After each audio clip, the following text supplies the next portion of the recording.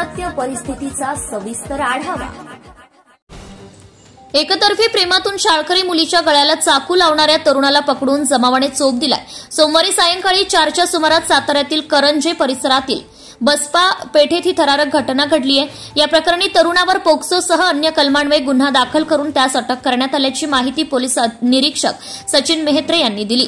पुण्याला चल नाहीतर खून करेन। साताऱ्यातील एका इमारतीच्या परिसरात भर दिवसा महाविद्यालयीन तरुणाने एका शाळकरी मुलीच्या गळ्याला चक्क चाकू लावल्याने मोठी खळबळ उडाली आहे। माझ्याबरोबर आत्ताच पुण्याला चल नाहीतर खून करेन अशी धमकी तो मुलीला देत होता। घटनास्थळी जमलेले लोक आणि शाळकरी मुलगी सुद्धा त्याला समजावण्याचा प्रयत्न करत होती, मात्र तो प्रेमवीर कुणाचंच ऐकत नव्हता। हा थरार सुरू असताना शाहूपुरी पोलीस ठाण्याचे गुन्हे प्रकटीकरण शाखेचे सागर निकम, धीरज मोरे, उमेश ठाकरे, अमोल इंगवले हे साध्या वेशात घटनास्थळी पोहोचले।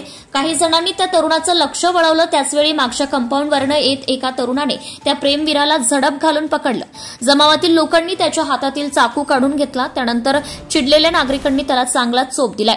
महाराष्ट्र टुडे मराठीसाठी ब्युरो रिपोर्ट, सातारा।